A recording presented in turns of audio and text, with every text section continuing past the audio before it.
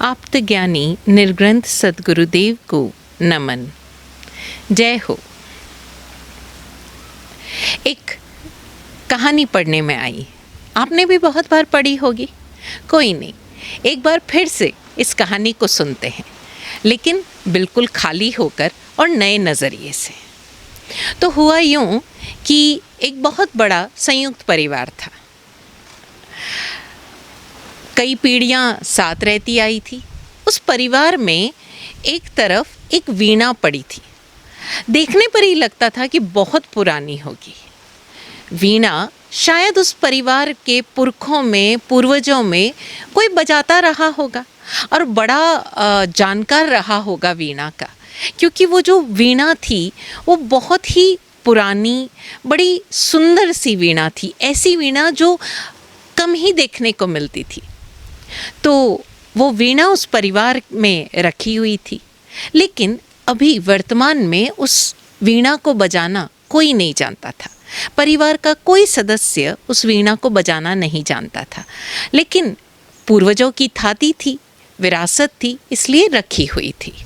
अब वो ऐसी जगह रखी हुई थी कि जब कभी आते जाते किसी का हाथ अनजाने में उस पर पड़ जाता तो एक बहुत ज़ोर से शोर पैदा होता।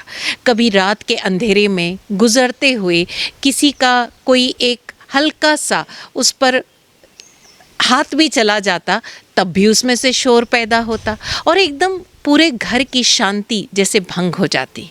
रात के अंधेरे में कभी कोई बिल्ली ज़ोर से, धमाके से उसके ऊपर कूद गई तो ऐसा शोर पैदा होता मानो घर में कोई चोर आ गया हो। हालांकि उस वीणा के रहने से घर की शांति भंगी हो रही थी, लेकिन फिर भी घर वालों ने उसे रख रखा था। तो हुआ यूँ कि एक दिन परेशान होकर घर वालों को लगा कि अब इस वीणा का कोई काम नहीं है, क्योंकि जब तक वीणा किसी को बजानी नहीं आती तब तक वो शोर ही पैदा करती है। आप देखिए कि कई लोग जिनको संगीत का कोई ज्ञान नहीं होता, वो अगर किसी भी वाद्य यंत्र पर हाथ भी लगा देंगे गलती से भी, तब भी उसमें शोर ही पैदा होगा। अब जब तक जानकारी नहीं तब तक संगीत कैसा। और यही वीणा अगर किसी को बजानी आ जाए तो क्या ही बात हो। लेकिन उस घर में ना तो किसी ने कभी सोचा कि हमें वीणा बजाना सीखना चाहिए, और ना ही किसी ने उसकी उपयोगिता के बारे में सोचा कि किसी को वीणा बजानी आती हो उसे दे दिया जाए। पूर्वजों की विरासत थी तो उसे एक एंटीक पीस मानकर अपने घर में सजाए हुए थे कि देखो हमारे पुरखों को वीणा बजानी आती थी। लेकिन धीरे धीरे उसके शोर से सभी परिवारजन परेशान होने लग गए। छोटे बच्चे थे, बड़े बच्चे थे, कई बार उसका शोर इतना तीव्र होता कि एक छोटा बच्चा नींद से जाग जाता। और आप सोच सकते हो कि जब एक छोटा बच्चा जिसको सुलाने में माताओं ने इतने घंटों की मेहनत की है, वो जब उठ जाए, नींद से जाग जाए और उसकी चिल्लाहट शुरू हो जाए तो कितना गुस्सा आता होगा। खैर, कुल मिला के वो वीणा सबके जी का जंजाल बन गई थी। तो घर वालों ने तय किया कि अब इस वीणा से निजात पाई जाए। दिवाली की जैसे सफाई होती है, ऐसे ही किसी दिन पूरे घर की सफाई हो रही होगी। तो सबने एक मत से स्वीकार कर लिया, क्योंकि सभी परेशान हो चुके थे, कि इस वीणा को अब बाहर फेंक दिया जाए। तो उन्होंने वो वीणा उठा के बाहर फेंक दी। उधर से कोई भिखारी गुजरता था। उसने, भिखारी कह लीजिए, कोई गरीब व्यक्ति कह लीजिए, जो बंजारा था, जिसका कोई घर बार नहीं था, मांग कर रोटी खाता था, उसने वो वीणा देखी। जानकार था, उसने वो वीणा उठाई, उसे थोड़ा साफ किया और फिर उस पर, उसके तारों को जो छेड़ा, उस पर जो संगीत उभरा कि आसपास वाले लोग सुनकर मंत्रमुग्ध हो गए। और वो बजाने वाला भी इतना खो गया उस संगीत में, घंटों बजाता रह गया। आसपास के लोग जैसे लवलीन होकर उस वीणा की तान को सुन रहे थे, उस संगीत को सुन रहे थे। और वो संगीत सुनते से ही जैसे सबके भीतर का क्लेश, सबके भीतर का एक जो दुख है, जो एक पीड़ा है, वो मानो अपने आप शांत हो रही थी। घर वालों के कानों में भी उस वीणा का स्वर पड़ा। वो भी ये देखने के लिए कि क्या माजरा है, घर के बाहर आए। देखा तो जिस वीणा को उन्होंने कचरा समझकर बाहर फेंक दिया था, वही वीणा अब सबके आकर्षण का केंद्र बन गई थी। घर वालों ने अपने घर के भंगार को, जो कि उन्होंने एकदम कचरा समझकर फेंक दिया था, उसको सबके आकर्षण का केंद्र देखा तो वो भी भौचक हो गए। तो जैसे ही संगीत पूरा हुआ, वो भी तुरंत बाहर आए। संगीत पूरा हुआ, भीड़ भी छटने लगी। अब वो भिखारी अकेला रह गया। बड़ा तल्लीन था उस वीणा को बजाने में, मानो बरसों की उसकी भूख प्यास मिट गई हो। बहुत खुश भी था, चेहरे पर एक अलग ही शांति थी, संतोष था। घर वाले इकट्ठे होकर गए और तुरंत से वीणा की मांग करने लगे कि ये वीणा हमारी है, हमें वापस लौटा दो। भिखारी मुस्कुराया और बोला कि क्या करोगे इस वीणा को लेकर? इतने सालों से तुम्हारे घर में पड़ी थी, तुम्हें कचरा जान पड़ी, तुम्हें बेकार जान पड़ी, इसीलिए तो तुमने फेंका। तो अब वापस दोबारा ले जाकर क्या करोगे? लेकिन घर वाले अड़ गए, क्योंकि अभी जो सबके आकर्षण का केंद्र बना, वो वीणा उन घर वालों की थी। भिखारी ने कहा, जब बजाना जानते ही नहीं हो तो ये जो वीणा है ये तुम्हें शोर जान पड़ेगी, मत लेकर जाओ। लेकिन नहीं माने वो लोग। वो बोले हमारी वीणा है, हमें चाहिए ही चाहिए।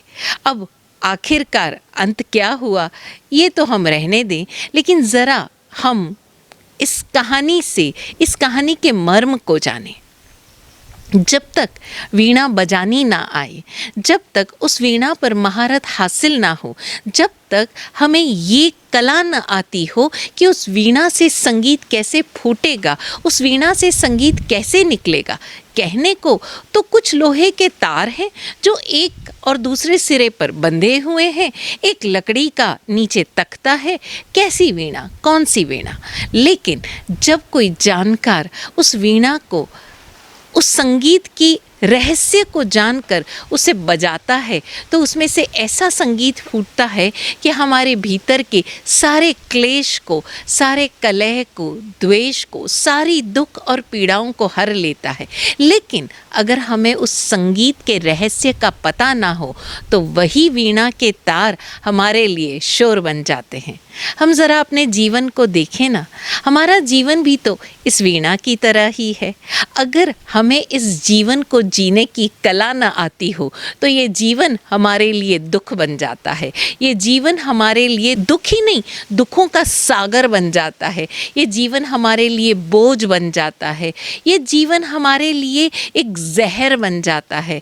जीवन हमारे लिए एक ऐसी खाई बन जाती है जिससे बाहर निकलना हमारे लिए असंभव सा जान पड़ता है। ये तो शायद जीवन की परिभाषा के बारे में बात करूं, लेकिन ज़रा हम अपने रोज़मर्रा के जीवन को देखें कि हम जानते ही नहीं उस वीणा को बजाना, लेकिन फिर भी उस वीणा पर हम अपना पोजेशन रखेंगे, यानी हम अपना परिग्रह रखेंगे, अपनी पकड़ रखेंगे। ये वीणा मेरी है। जैसे माता पिता अक्सर अपने बच्चों को देखते हैं, जब वो देखते हैं कि उनके आसपास के लोग गिटार बजाना सीख रहे हैं या डांस करना सीख रहे हैं, अब उन्हें लगता है कि हमारा बच्चा है जी, बहुत इंटेलिजेंट है, इसको तो डांस सिखा ही देना चाहिए। कोई बच्चा ज़रा सा अच्छा बोलता है, उसे किताबें पढ़ने का शौक़ है, बात करने का शौक़ है, और तुरंत से इच्छा जाग जाती है उस बच्चे की भी और उसके पेरेंट्स की भी। अरे भाई ये बहुत अच्छा बोलता है, इसको तो मीडिया में जाना चाहिए। अब उन्हें ये भी नहीं पता कि इस मास मीडिया की बेसिक जो क्वालिफ़िकेशंस है, उसकी जो इनहेरेंट क्वालिटीज़ है वो क्या है। और उस बच्चे को सिर्फ इसलिए कि वो बहुत अच्छा बोलता है, उसे मंच पर बोलना अच्छा लगता है, उसे कम्युनिकेट करना अच्छा लगता है, वो उस बच्चे को मास मीडिया में धकेल देते हैं। उन्हें लगता है ये बच्चा बहुत अच्छी तरह से बात कर सकता है, उसे साइकोलॉजी के फील्ड में धकेल देते हैं। देखा देखी बिना ये जाने कि उसकी आंतरिक योग्यता क्या है, उसकी नैसर्गिक योग्यता क्या है। मीडिया में जाने के लिए महज अच्छा बोलना काफ़ी नहीं है या बहुत अच्छी भाषा होना काफ़ी नहीं है। उसके लिए एक अलग तरह की नॉलेज चाहिए, कई सारे क्षेत्रों का ज्ञान चाहिए। लेकिन उस क्षेत्र का ज्ञान नहीं हो जाने मात्र से एक बच्चा मास मीडिया में सफल हो पाएगा या नहीं हो पाएगा, इस बात की कोई गारंटी नहीं। इसी तरह से हम देखें कि कई बार पेरेंट्स को लगता है अजी 12वीं में इसने तो 99% मार्क्स स्कोर किए, अरे ये तो एमबीए चुटकियों में कर लेगा। और माँ बाप चूँकि आजकल एमबीए का चलन है, लोग एमबीए जो भी कर लेते हैं चाहे देश से या फिर विदेशों की यूनिवर्सिटीज़ से, वो जब एमबीए कर लेते हैं तो उनके मोटे मोटे पैकेजेस होते हैं। अब बिना ये जाने कि उस बच्चे की नैसर्गिक योग्यता क्या है, क्या वो वाकई उस कॉरपोरेट सेक्टर में वहाँ की सारी जो एक प्रेशर है, वहाँ की जो कंपटीशन है, उस क्षेत्र में क्या वो अपनी योग्यता के बल पर टिक पाएगा?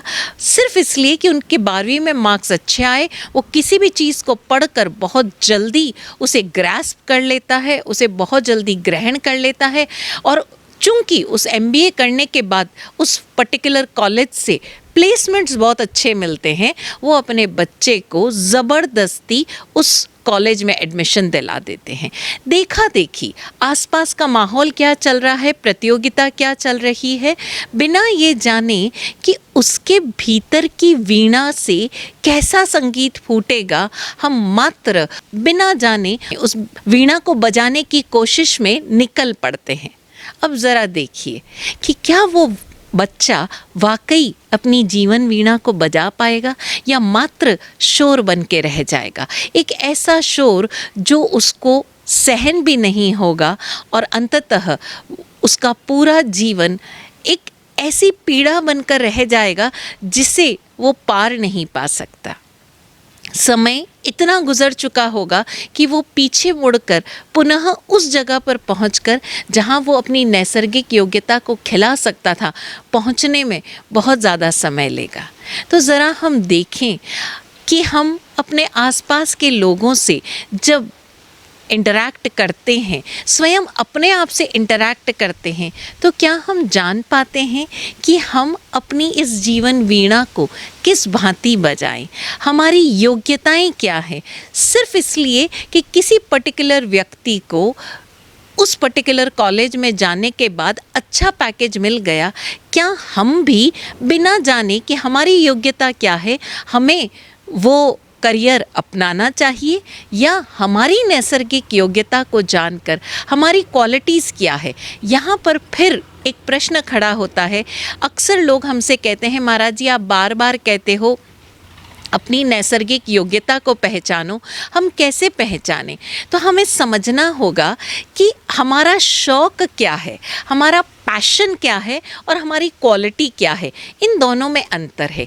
एक विधा ऐसी है जो हमें पसंद है, जैसे एक बच्चे को या एक व्यक्ति को, एक यंगस्टर को बोलना बहुत पसंद है, मंच पर एक्ट करना बहुत पसंद है और उसे लगता है कि एक्टिंग मेरा पैशन है, लेकिन वो एक्टिंग उसकी नैसर्गिक योग्यता हो ये आवश्यकता नहीं है।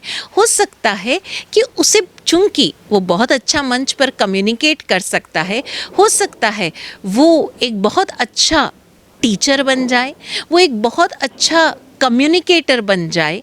Communicator not in terms of media person, communicator in terms of many things. वो हो सकता है किसी ह्यूमन रिसोर्सेज के फील्ड में चला जाए, हो सकता है कि उसकी जो एक ऑब्जर्वेशन पावर है वो ऐसी है कि वो किसी भी व्यक्ति से 2 मिनट बात करके उसकी पूरी पर्सनालिटी के बारे में जान सकता है। हो सकता है वो एक बहुत अच्छा काउंसलर बन जाए।